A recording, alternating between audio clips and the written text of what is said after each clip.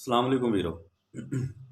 ਵੀਰੋ, ਚੂੰਕਿ ਹਾਰਵੈਸਟਿੰਗ ਦਾ ਸੀਜ਼ਨ ਹੈ, ਕਣਕਾਂ ਕੱਟੀਆਂ ਜਾਣ ਰਹੀਆਂ ਨੇ ਅਤੇ ਅੱਜ ਗੱਲ ਕਰਨੀ ਅਸੀਂ ਕਿ ਉਸ਼ਰ 'ਤੇ ਗੱਲ ਕਰਾਂਗੇ ਕਿ ਉਸ਼ਰ ਚੂੰਕਿ ਦੇਣਾ ਚਾਹੀਦਾ। ਉਸ਼ਰ ਦੇ ਫਾਇਦੇ ਕੀ ਨੇ? ਇੱਕ ਪਿੰਡ ਥਾਂ ਦੇ ਵਿੱਚ ਸਾਡਾ ਫਾਇਦਾ ਕਿੰਨਾ ਹੋ ਸਕਦਾ ਉਸ਼ਰ ਦਿੱਤਿਆਂ?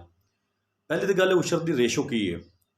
ਅਸਲ ਰੇਸ਼ੋ ਉਸ਼ਰ ਦੀ ਇਹ ਵੀ ਕਿ ਜਿਹੜੇ ਇਲਾਕੇ ਦੇ ਵਿੱਚ ਪੈਂਦੀਆਂ ਨਾ ਬਾਰਿਸ਼ਾਂ ਵਗੈਰਾ ਅਤੇ ਜਾਂ ਦਰਿਆਵਾਂ ਨਾਲ ਪਾਣੀ ਫਲੱਡ ਹੋ ਕੇ ਐਵੇਂ ਲੱਗ ਲੁੱਗ ਜਾਂਦਾ ਫਸਲ ਨੂੰ, ਖਰਚੇ ਯਾਨੀ ਕਿ ਨਹੀਂ ਆਉਂਦੇ, ਬਰਾਨੀ ਫਸਲ ਕਹਿ ਲਓ, ਉਸ ਦੇ ਉੱਪਰ 10%। 10% ਦਾ ਮਤਲਬ ਇਹ ਵੀ ਕਿ 10ਵਾਂ ਹਿੱਸਾ, ਠੀਕ ਹੈ ਨਾ, ਉਹ ਤੁਸੀਂ ਦੇਣਾ ਹੈ। 10ਵਾਂ ਹਿੱਸਾ 10% ਜਿਹੜਾ ਹੁੰਦਾ, ਹਰ 100 ਚੋਂ 10 ਮਣ ਯਾਨੀ ਕਿ ਉਹ ਦੇਣੇ ਉਸ਼ਰ। ਜਿੱਥੇ ਖਰਚੇ ਆਉਂਦੇ ਨੇ, ਟਿਊਬਵੈੱਲ ਦਾ ਨਿਜ਼ਾਮ ਹੈ, ਨਹਿਰੀ ਨਿਜ਼ਾਮ ਹੈ, ਜਾਂ ਅਸੀਂ ਪਾਣੀ ਵਗੈਰਾ ਦੇ ਖਰਚੇ ਆਉਂਦੇ ਨੇ, ਫਸਲ 'ਤੇ ਖਰਚਾ ਕਰਨਾ ਪੈਂਦਾ, ਉਹਦੇ ਮੁਤਲਕ ਸ਼ਰੀਅਤ ਕਹਿੰਦੀ ਹੈ ਕਿ ਉਹਦਾ ਜਿਹੜਾ ਉਸ਼ਰ ਹੈ ਉਹ 20ਵਾਂ ਹਿੱਸਾ ਹੈ, ਯਾਨੀ ਕਿ 5%। ਹਰ 20ਵਾਂ ਹਿੱਸਾ ਉਸ਼ਰ ਦੀ ਮਦ ਜਾਏਗਾ। ਅੱਛਾ, ਥੋੜ੍ਹਾ ਜਿਹਾ ਇੱਕ ਅੰਦਾਜ਼ਾ ਲਗਾਉਂਦੇ ਹਾਂ ਕਿ ਇੱਕ ਪਿੰਡ ਦੇ ਵਿੱਚ ਉਸ਼ਰ ਬਣਦਾ ਕਿੰਨਾ ਹੈ ਔਰ ਸਾਡਾ ਫਾਇਦਾ 'ਚ ਕਿੰਨਾ ਹੋ ਸਕਦਾ।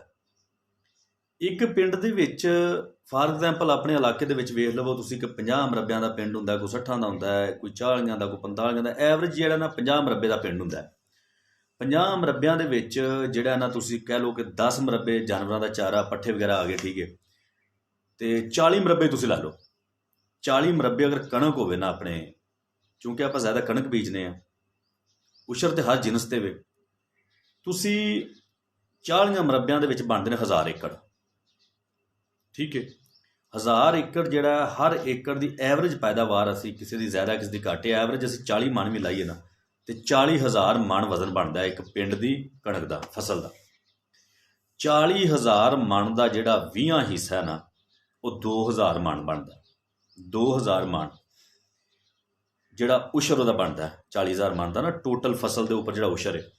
ਅੱਛਾ, ਹੁਣ ਉਹ ਜਿਹੜਾ 2,000 ਮਣ ਹੈ ਨਾ, ਅੱਜ ਕੱਲ੍ਹ ਜਿਹੜੀ ਰੇਸ਼ੋ ਚੱਲਦੀ ਵੀ, ਰੇਟ ਚੱਲਦਾ ਪਿਆ 3,000 ਪਰ ਮਣ। 3,000 ਨੂੰ ਤੁਸੀਂ 2,000 ਮਣ ਨਾਲ ਜਦੋਂ ਸਰਵ ਦਿਓਗੇ ਨਾ, ਇਹ ਬਣ ਜਾਏਗਾ 60 ਲੱਖ ਰੁਪਈਆ।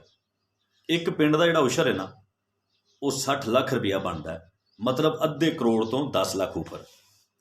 ਹੁਣ ਇਹ 60 ਲੱਖ ਰੁਪਈਆ ਜਿਹੜਾ ਨਾ, ਅਗਰ ਇੱਕ ਪਿੰਡ ਦੇ ਵਿੱਚ ਹੱਕਦਾਰ ਲੋਕਾਂ ਨੂੰ ਦੇ ਦਿੱਤਾ ਜਾਏ, ਇਹ ਉਸ਼ਰ ਦੇ ਦਿੱਤਾ ਜਾਏ, ਮੈਂ ਇੱਕ ਗੱਲ ਦਾਅਵੇ ਨਾਲ ਕਹਿ ਸਕਦਾ ਵਾਂ ਕਿ ਅਗਲੇ ਸਾਲ ਇਹ ਜਿਹੜੇ ਉਸ਼ਰ ਲੈਣ ਵਾਲੇ ਲੋਕ ਹੋਣਗੇ ਨਾ, ਇਹ 10% ਰਹਿ ਜਾਣਗੇ।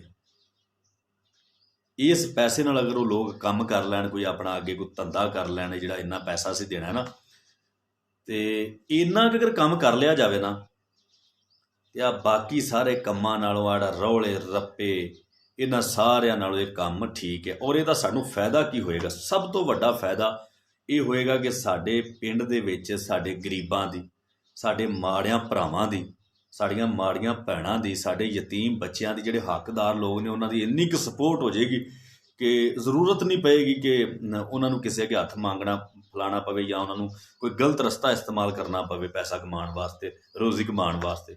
ਚੋਰੀ ਚਕਾਰੀ ਤੋਂ ਬਚਾਂਗੇ, ਗੁਨਾਹਾਂ ਤੋਂ ਬਚ ਜਾਣਗੇ, ਸਾਰਾ ਪਿੰਡ ਤੇ ਅੱਲਾ ਦੀ ਰਹਿਮਤ ਹੋਏਗੀ। ਦੂਸਰੀ ਗੱਲ ਹੈ ਕਿ ਜਿਹੜੇ ਲੋਕ ਅਸੀਂ ਉਸ਼ਰ ਦਿਆਂਗੇ, ਸਾਡੀ ਫਸਲ ਪਾਕ ਹੋ ਜਾਏਗੀ। ਜਿਹੜੀ ਬਾਕੀ ਫਸਲ ਸਾਡੇ ਕੋਲ ਹੋਏਗੀ ਨਾ, ਉਹਦੇ 'ਤੇ ਫਿਰ ਅੱਲਾ ਦੀ ਰਹਿਮਤ ਹੋਏਗੀ, ਉਹਦੇ 'ਚ ਬਰਕਤ ਇਤਨੀ ਹੋਏਗੀ, ਫਿਰ ਉਹ ਪਾਕ ਹੋਏ, ਠੀਕ ਹੈ ਨਾ। ਜਿਹੜੇ ਭਰਾ ਉਸ਼ਰ ਦਿੰਦੇ ਨੇ ਨਾ, ਮੇਰੀ ਗੱਲਬਾਤ ਹੁੰਦੀ ਉਹਨਾਂ ਨਾਲ, ਉਹਨਾਂ ਨੂੰ ਪੁੱਛੋ ਕਿੰਨਾ ਸਕੂਨ ਹੈ। ਜਿਹੜੀ ਵੀ ਚੀਜ਼ ਹੈ ਤੁਹਾਡੀ, ਜਿਹਦੇ ਤੁਸੀਂ ਉਸ਼ਰ ਦੇਣਾ ਨਾ, ਜਿਹੜੀ ਵੀ ਫਸਲ 'ਤੇ ਤੁਹਾਡਾ ਉਸ਼ਰ ਬਣਦਾ ਨਾ, ਉਹ ਤੁਸੀਂ ਜਿਹੜਾ ਦੇਣਾ ਨਾ, ਉਹ ਤੁਸੀਂ ਦੇਣਾ ਹੀ ਦੇਣਾ। ਅਗਰ ਤੁਸੀਂ ਨਹੀਂ ਦਿਓਗੇ, ਅੱਲਾਹ ਤਾਲਾ ਦੀ ਜ਼ਾਤ ਲੈ ਲਏਗੀ। ਬੇਮੌਸਮੀਆਂ ਬਾਰਿਸ਼ਾਂ, ਠੀਕ ਹੈ, ਅਤੇ ਫਸਲਾਂ ਦਾ ਘੱਟ ਹੋਣਾ, ਨਹਿਰਾਂ ਦੀ ਬੰਦਸ਼ ਦੀ ਸ਼ਕਲ ਦੇ ਵਿੱਚ, ਹੋਰਾਂ ਕੰਮਾਂ 'ਚ, ਬਿਮਾਰੀਆਂ ਦੀ ਸ਼ਕਲ 'ਚ, ਉਹ ਉਸ਼ਰ ਹਰ ਸਾਲ ਨਿਕਲਦਾ। ਅਸੀਂ 100 ਗੰਢਾ ਵੀ ਖਾਂਦੇ ਹਾਂ ਅਤੇ 100 ਛਿੱਤਰ ਵੀ ਖਾਂਦੇ ਹਾਂ। ਅੱਲਾਹ ਤਾਲਾ ਦੇ ਹਜ਼ੂਰ ਵੀ ਗੁਨਾਹਗਾਰ ਕਿ ਅਸੀਂ ਉਸ਼ਰ ਨਹੀਂ ਦਿੰਦੇ, ਕੱਢ ਵੀ ਉਹ ਸਾਡਾ ਲੈਂਦਾ। ਗੱਲ ਇੱਕੋ ਹੀ ਹੈ, ਉਹ ਗਫੂਰ ਰਹੀਮ ਹੈ। ਬਸ ਜੀ, ਠੀਕ ਹੈ।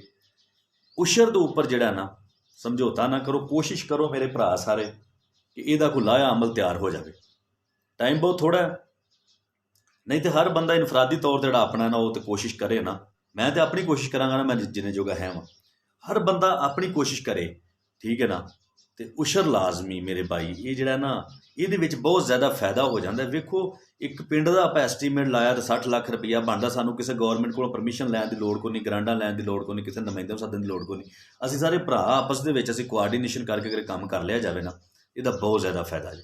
ਠੀਕ ਹੈ, ਕੋਸ਼ਿਸ਼ ਕਰੋ ਕਿ ਅੱਲਾਹ ਤਾਲਾ ਦੀ ਜ਼ਾਤ ਸਾਨੂੰ ਐਵੇਂ ਦੇ ਕੰਮ ਕਰਨ ਦੀ ਤੌਫੀਕ ਦੇਵੇ, ਨਾ ਕਿ ਮੁੜ ਮੁੜ ਕੇ ਉਹ ਕੰਮ ਵੱਲ ਅਸਰੇ ਇਨ ਨਾਲ ਇਨਸਾਨ ਅਲਾ ਫੀ ਖੁਸਰ। ਅੱਲਾਹ ਤਾਲਾ ਇਜ਼ਾਦ ਫਰਮਾਉਂਦੀ ਹੈ ਕਿ ਕਸਮ ਹੈ ਜ਼ਮਾਨੇ ਦੇ ਇਨਸਾਨ ਖਸਾਰੇ 'ਚ। ਗੱਲ ਆਈ ਹੈ, ਪਤਾ ਸਾਰਿਆਂ ਨੂੰ ਹੈ ਖਸਾਰੇ 'ਚ ਉਹੀ ਬੰਦਾ ਹੈ ਜਿਹਨੂੰ ਪਤਾ ਵੀ ਹੋਵੇ ਤਾਂ ਬਾਅਦ ਦੇ ਵਿੱਚ ਵੀ ਉਹਦਾ ਨੁਕਸਾਨ ਹੋ ਜਾਵੇ। ਸਾਨੂੰ ਪਤਾ ਹੈ, ਸਾਡਾ ਫਿਰ ਵੀ ਨੁਕਸਾਨ ਹੋ ਜਾਂਦਾ ਹੈ। ਅੱਲਾਹ ਤਾਲਾ ਸਾਨੂੰ ਕੁਰਾਨ ਪਾਕ ਦੇ ਅਹਕਾਮਾਤ, ਨਬੀ ਪਾਕ ਸੱਲੱਲਾਹੁ ਅਲੈहि ਵਸੱਲਮ ਦੇ ਫਰਮਾਨਾਤ, ਉਹਨਾਂ ਦੇ ਉੱਤੇ ਚੱਲਣ ਦੀ ਅੱਲਾਹ ਪਾਕ ਦੀ ਜ਼ਾਤ ਸਾਨੂੰ ਤੌਫੀਕ ਦੇਵੇ, ਅਤੇ ਅੱਲਾਹ ਪਾਕ ਦੀ ਜ਼ਾਤ ਸਾਨੂੰ ਹਰ ਉਹ ਕੰਮ ਕਰਨ ਦੀ ਤੌਫੀਕ ਦੇਵੇ ਜਿਹਦੇ ਵਿੱਚ ਅੱਲਾਹ ਤਾਲਾ ਦੀ ਜ਼ਾਤ ਔਰ ਅੱਲਾਹ ਦਾ ਸੋਹਣਾ ਮਹਿਬੂਬ ਔਰ ਅੱਲਾਹ ਤਾਲਾ ਦੀ ਮਖਲੂਕਾਤ ਖੁਸ਼ ਹੋਏ। ਬੰਦਾ ਉਹੀ ਠੀਕ ਹੁੰਦਾ ਜਿਹਦੇ ਜਿਸਮ ਤੋਂ, ਜਿਹਦੇ ਕਿਰਦਾਰ ਤੋਂ, ਜਿਹਦੇ ਉੱਪਰੋਂ ਅੱਲਾਹ ਦੀ ਮਖਲੂਕ ਫਾਇਦਾ ਉਠਾ ਲੈਂਦੀ। ਬਸ ਬਾਕੀ ਗੱਲਾਂ ਤਾਂ ਸਾਰੇ ਕਰਨਗੇ। ਅਤੇ ਅੱਲਾਹ ਪਾਕ ਦੀ ਜ਼ਾਤ ਸਾਨੂੰ ਆਪਣੇ ਹਿਫਜ਼ ਅਮਾਨ 'ਚ ਰੱਖੇ। ਵਸਲਾਮ, ਤੁਹਾਡਾ ਭਾਈ ਅਸਗਰ ਵਰਿਆ।